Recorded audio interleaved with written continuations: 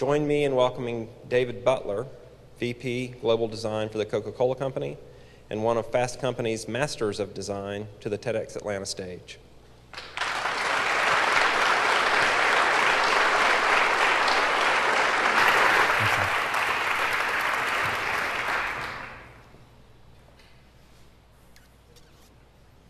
Okay. Good afternoon. I'm so looking forward to being with you and privileged to be part of TEDxAtlanta. Well, today we're going to talk about thinking big. But before we talk about thinking big, we're going to talk about surfing. I always want to talk about surfing at a TED event, so here we go. How many surfers do we have in the room by chance? Surfers. Wow, gosh, about 10, believe it or not. Wow. Oh, kind of this guy over here is kind of like this. Okay, I grew up surfing in Florida, and you don't have to be a surfer or from Florida to know that the waves in Florida are kind of small. So my whole context of my understanding of a big wave in that context, was pretty small. Until I went to California.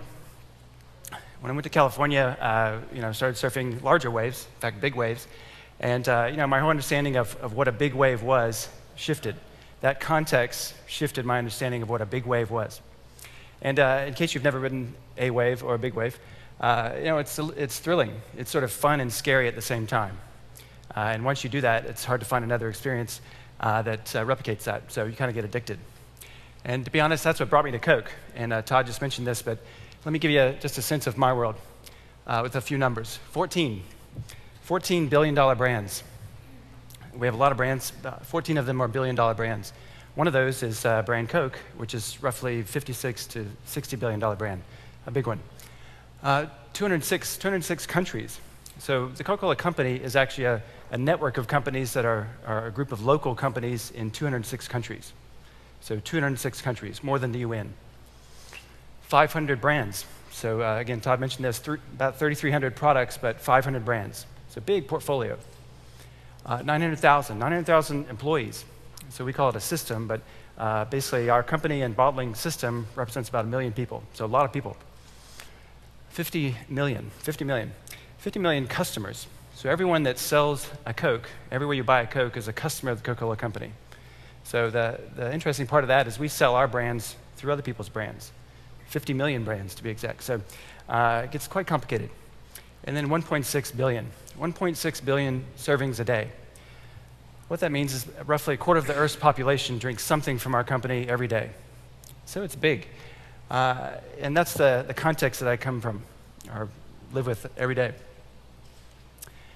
Now that's big, but if you think about your context, my context, every economy, every company, every brand, every person that I know, it seems like their world is getting bigger, right? Think about all the massive change that's happening right now, the transformation across, just pick one industry, financial industry. Pick another industry. There's transformation happening everywhere. Now, what do you do when your waves get bigger and bigger? And not only that, what do you do when your waves get big and sort of wicked, like this? Multi-sided, weird wave, weird situation that you've never seen before. What do you do with that? I love this quote that speaks to that. Some problems are so complex that you have to be highly intelligent and well-informed just to be undecided about them. These are the types of meetings that you go in and spend an hour and you walk out and say, what do we even talk about? It's hard to even frame the problem, more or less the solution. So I'd submit that there's a sort of big idea here. Wicked problems can only be solved by design.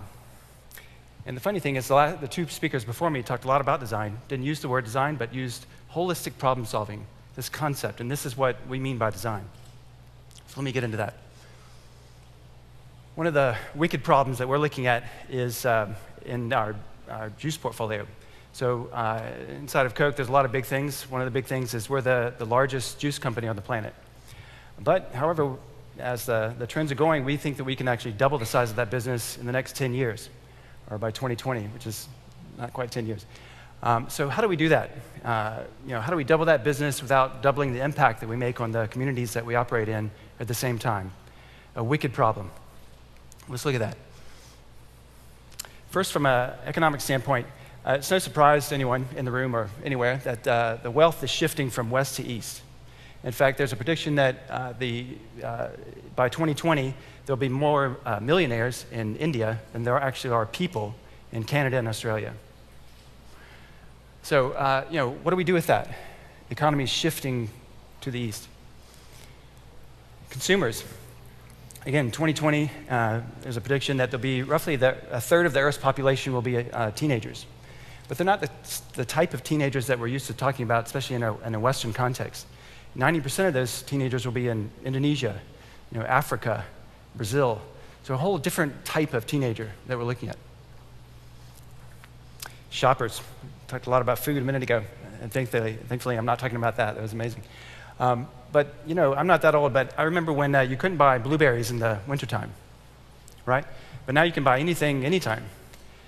Now, the Earth's patterns haven't changed. Agriculture hasn't changed significantly, but our demand on the supply chains have changed. So that creates enormous, again, pressure on our supply chain to give consumers, shoppers, what they need when they need it. In our portfolio, we have about 120 juice brands in our portfolio. So if you're a sort of brand manager out there, think about that. How do you manage 120 brands? Which ones do you grow? Which ones do you consolidate? How do you maintain that kind of a portfolio? Another side of this problem. In the category, the juice category, thankfully for us, is exploding. The category is insane. The growth expectations around this are enormous. So for us, we're looking at this explosion in the category and looking at how we can differentiate inside that and grow with the category. Speaking of growing, innovation. But the situation is juice is not your father's juice anymore. This is a liquid food category. Everything's moving towards a liquid food market. This is innocent, but this is the direction that the whole category is moving in, more of a liquid food product line. And then media. Who would have predicted what Twitter and Facebook and, let's say, social media has wreaked on the sort of media industry? Everything is digital now. Everything you hear about, read about is digital this, digital that. So the point is there is no above the line, below the line. What is media anymore? This is just one more side of it. How do we communicate what we're going to do with juice? Which media? How do we do that? What's the mix? And so forth. And then customer. This is great. So Walmart is our biggest customer. Walmart has a brand called Great Value, and they're trying to turn that brand into a billion-dollar brand. So you go into a Walmart, and this is in the U.S., I believe.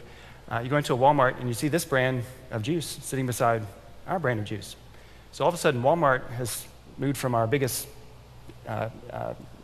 customer to our biggest competitor. What do you do with that? That type of relationship challenge. And then distribution. This is Odwalla, but it takes a lot. It's much more sophisticated to move a fresh package of Odwalla from the plant to the shelf than it is ambient or hot Coke. So our route to market, that's what we call it, our route to market to get from plant to shelf is much more sophisticated, much more difficult, but it's part of this situation that we have. And then our suppliers.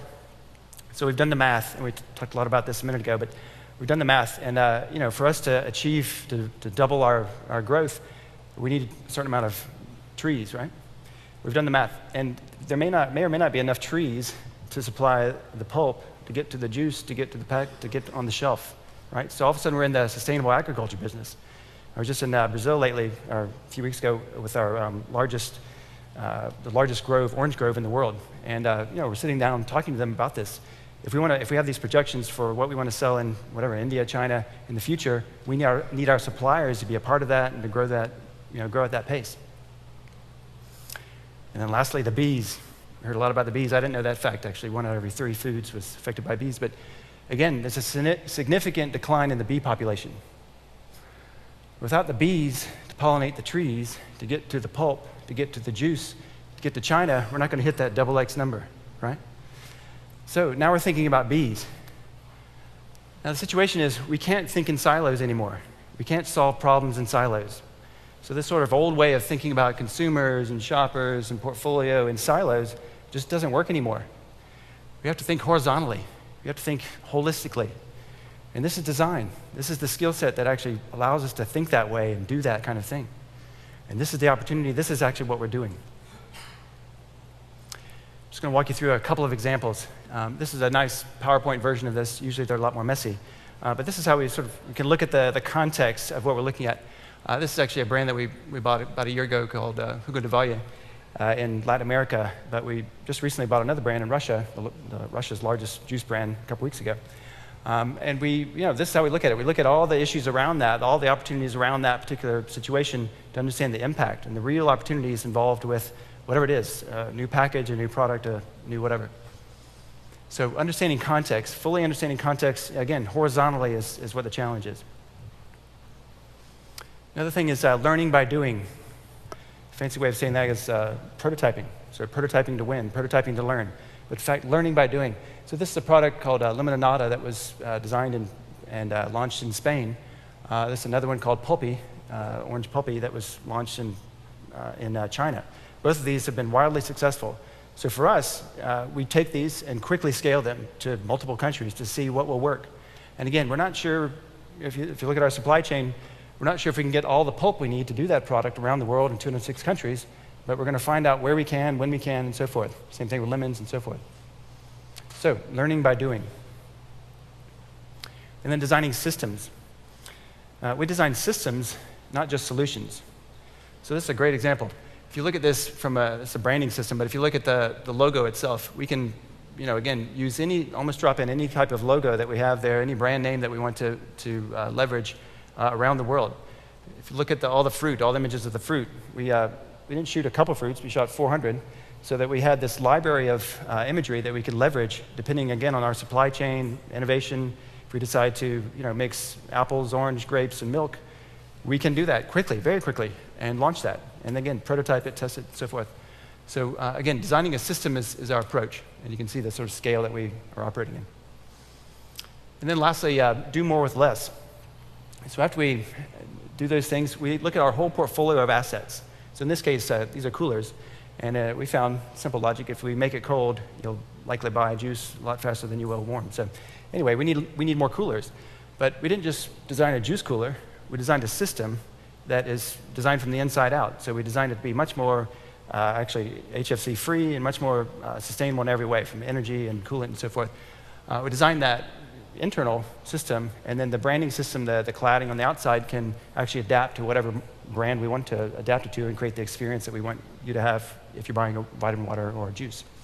So again, looking at our assets and applying this same thinking, this system thinking, to everything that we own to, in fact, do more with less. I love this statement. We all win when we think big about design. So imagine your world. Imagine your economy, your company, your network, your neighborhood. What if you use this type of thinking to apply to the problems that we all face around us?